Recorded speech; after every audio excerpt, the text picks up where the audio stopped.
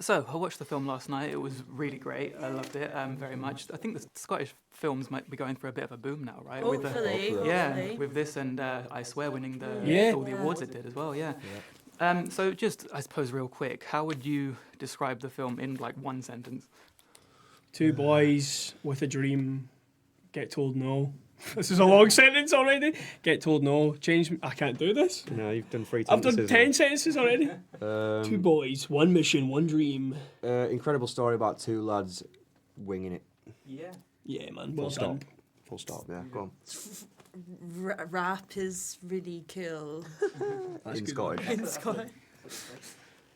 So the film is obviously about 2 boys that con the music industry, as the tagline says. But do you guys see it more as a story of con artists or just like raw ambition?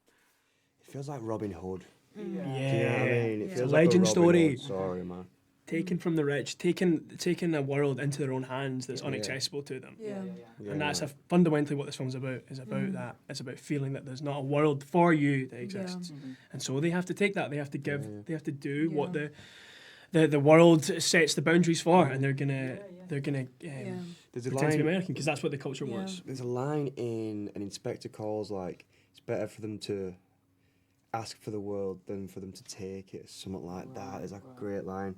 And They've asked for the world, and they have asked for the world, and they've not got anything. Well done. You know what I mean? Yeah, Also, man. I feel like it's worth noting, like, they weren't con artists in the sense of, like, the talent that they had was genuine, and they weren't conning anyone with their ability.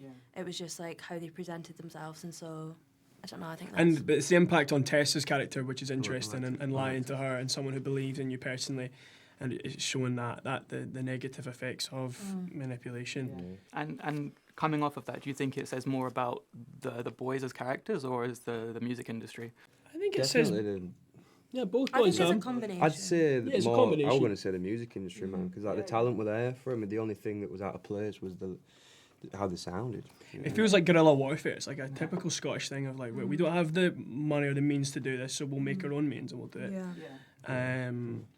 Yeah. And as far as making your own means goes, like I want to just sing like you, Seamus, because your character went through quite the like emotional arc through the film. So you started as quite withdrawn and like not sure how this is all going to work, how it all fits, to becoming really involved in like that life. Yeah. I want to ask, do you think that is him being like overly consumed by that lie to the point that he's trying to masquerade in this really extreme way, or is it something that was always there that just kind of manifested itself? Well, I think in the first act of the film, he's kind of playing in his own head. Like I imagine what I relate to Gavin about him is he got this world in his head and he plays by himself, but he can't quite, other than Billy, get other people to see his vision yet or believe it.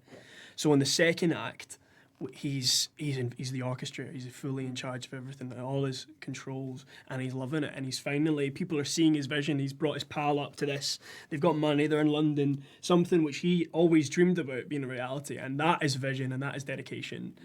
I've lost your track of your question now. You smashed it. Oh, great. But yeah. Yeah, no, I mean that was a solid answer. And as far as again, going back to the industry and how it kind of treats young up-and-comers, obviously as young actors yourselves, do you find any of that relatable in terms of your characters in the story of the film?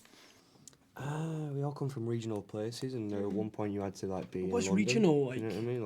Like, not London. Yeah.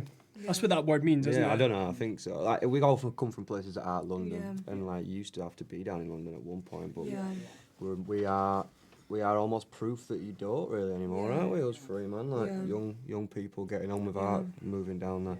That being said, I still think there is like a lack of access for a lot of people who aren't from like London or who aren't from a higher like 100%. socio-economical background, and so I think in that way there is still a lot of parallels with the film and like currently in society still. Yeah. And as one last question, because I think we're out of time, as actors, did you find it difficult to kind of balance the absurdity of the story with like how it went into the darker period after all?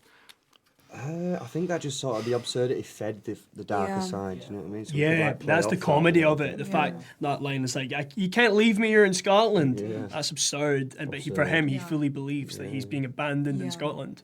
That's why it works. So only if our characters believe the lie do we get the kind of mad payoff of like, do these guys know what they're saying? Yeah, of course. So that's what comedy works, isn't it? Yeah. Thank you. Thank man. you so Thanks, much. man. Thank you very much.